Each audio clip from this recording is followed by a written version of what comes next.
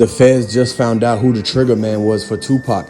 Keefe D said it in his detailed message when he went on the interview with Vlad TV and also in the book that he wrote. All the feds had to do was actually read Keefe D's book that he released in the early 2000s, and they actually found out all the details from the proffer agreement that he actually said again, and now they could use that against him. If you guys are rocking with Tupac and you want the justice for Tupac, put the 222s in the comment section, man, because they about to solve this whole entire case. They spoke to 50 Cent. He told them about how Mike Tyson knew that something strange was going to happen after that fight at the MGM, and little did everybody know, Tupac was right there stomping out Orlando Brown in the lobby and everything like that. Orlando Anderson said right before this, he went up to Keefe D and told him about how he just got jumped by Tupac, and this is what set everything off, because in the back of Keefe D's head, he already knew that Diddy gave him that phone call to put $1 million up for anybody that wanted to take out Tupac, and he actually wanted Keefe D and his crew to do it. That way he could send a message to Suge Knight at the same time to quit his whole record label and everything. Diddy was really trying to take people out the game, because if you really know what's going on, you know that once people get so big, they try to take everybody out of their lane so that they could actually hog and hoard all the attention, all the money and everything. This is the reason why Diddy turned into a billionaire and Suge Knight is still locked up. And a lot of people was thinking about the fact that, okay, how did Diddy and Tupac actually get into it? What did Tupac say to make P. Diddy get mad at him like that? What did Tupac do? Was it the fact that he talked to Faith Evans? Was it the fact that he already had Jada Pinkett, or that the West in that? Actually, it was due to the fact that Tupac is actually from New York. He might even be somewhere close to where Diddy grew up. And when Diddy was growing up, he had to have ran into Tupac a couple of times, and they might have had some old beef. They might have, maybe Diddy got jealous that Tupac was going to actually be the biggest music mogul out of New York. And at this time, Jay-Z wasn't popping yet. 50 Cent wasn't popping yet. This is the reason why 50 Cent is speaking up after all this time, because he knows that he's the big dog now in New York. And now he sees what Diddy was doing, and he's exposing him, because they can't let Diddy get the shine like that, knowing that he did Tupac wrong like that. 50 Cent told P. Diddy, he sent him a message and everything. He told him straight up that whatever they did to Tupac, the money he sent, the hating on him, the envy, jealousy, and the greed, he was wrong for that. And this is the same exact thing that Mike Tyson told Keefe D. That's why Mike Tyson told Keefe D to actually come to him face to face, and they could duke it out like grown men instead of having to have his cousin do something to Tupac. If Keefe D actually had a problem with Tupac, and if P. Diddy actually had a problem with Tupac, why couldn't they be man enough to go handle that themselves? Because at the end of the day, people always know that they're going to try to send somebody else to do it, but they want to take all the credit for it. You see how Keefe D tried to take all the credit for Tupac? He wanted to make all the money off of his book. He wanted to get all the clout in the streets and have people think that he was a super OG because he took Tupac out, like that's supposed to mean something.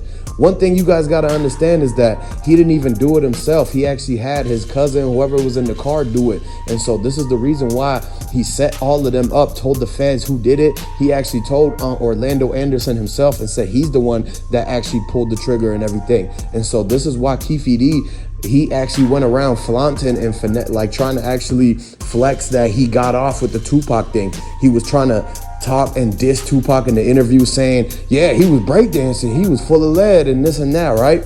The disrespect that he had, the karma came back on him so quick because he didn't know how to stop talking about an open case that he actually was involved in. And even though he thought he had the immunity, these dudes, especially somebody like Keefe D, they have no idea how the law works. The only thing they really know is the little situations that they've been in and how they got off for those certain things. But everybody knows that if they don't find out exactly what you did and they don't come after you, the worst thing you could do is keep talking about it and make them keep thinking about whatever it is that you're in, the info you're giving out. Keefe D took that agreement and he thought that he was able to speak freely on this forever. He thought that he had the best deal in the world with the feds. He made a deal with the feds, the same guys that his neighborhood was telling him not to talk to ever.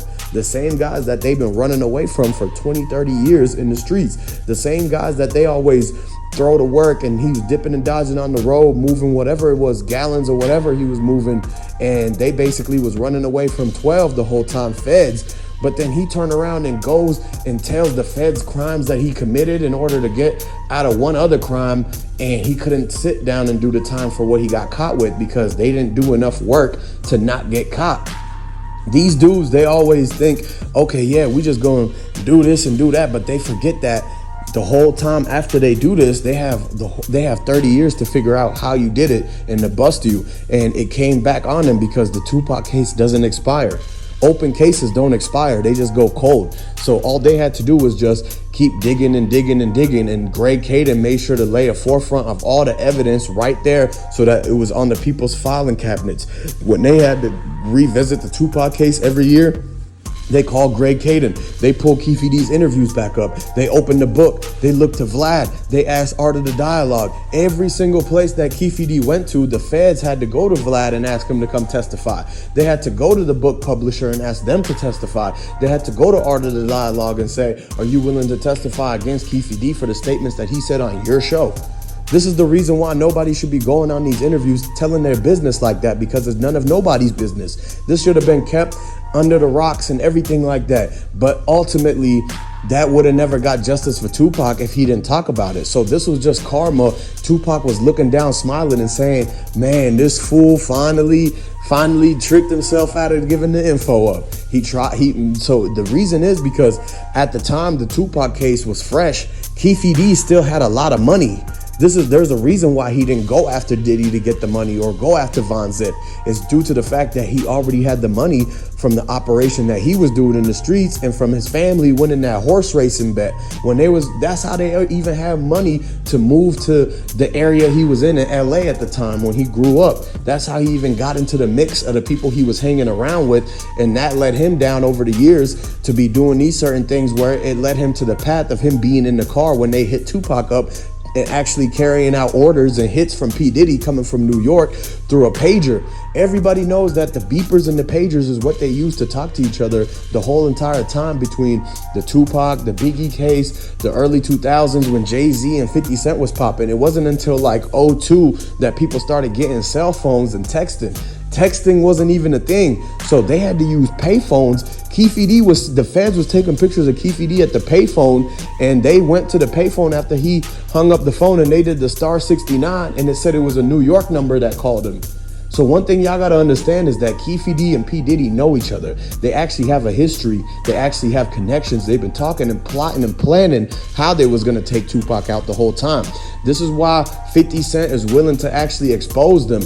Like Suge Knight, Mike Tyson, he's about to expose the fact that P. Diddy and Keefe D was best friends and they was planning this whole thing the whole time, because whatever Keefe D was doing in the streets, the dirt he was doing, he was sending all of that to New York. This is what the feds and investigators found out about. This is what they went to Keefe D and told him, we know about your operation and all the work you send into New York. We know your connect. The whole entire time, Keefe D was thinking, damn, they about to find out about me and Diddy and how we've been doing this and doing that, $1 million. And then that's when they came up to him with the offer and said, look, Keefe, if you tell us what you did, what Orlando Anderson did, what Suge Knight did, if you tell us the whole entire Tupac story from your point of view and your side of the story, whatever you say, if you could confess to it, if you could confess to giving your nephew the weapon, we'll drop the cases on the DEA charges that's coming. And this is how they actually got him to take the proffer agreement. They told him, you could get this proffer agreement where we can't use anything that you're saying only for this day. But he forgot. All he heard was, we'll give you an agreement and we'll drop the DEA charges. That's all he was thinking about, because he wasn't ready to sit down and do life with no parole from the things that he got caught with. And so he had no choice in his head but to tell about the Tupac. He did both crimes and he didn't want to do both times. And so what did he do? He sang like a bird to get off, and actually he actually copped out and took the plea. He took the offer because he knew for a fact that he didn't want to sit down for the Tupac trial. If they had to do the DEA and bust him for that and come back and bust him for the Tupac, that would be it. He would get the electric chair at that point, because he's in double conundrum, where he actually had two major no-nos, like actual strikes. That was the third strike for Keefe D. So in order for him to not get the third strike, he told about who did the Tupac. He actually threw his nephew under the bus and said that Orlando Anderson was the one that hit him up. It wasn't me. I just passed him the thing. I just loaded it up and handed it to him, and he pulled the trigger. He said, I just held the handle, but he's the one who used his finger around the trigger.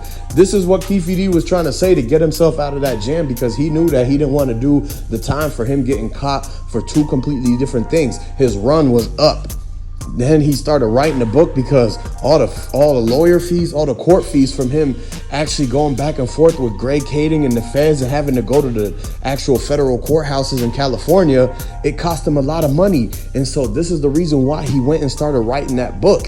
Some hood lawyer from his neighborhood or from his cell block or whatever, the jailhouse lawyer told him, oh yeah, they gave you an agreement. You could write a book about that. You could make a movie about that. That was the worst mistake Keefe D ever made. And if you rocking with Tupac, put the 222s in the comment section for Tupac.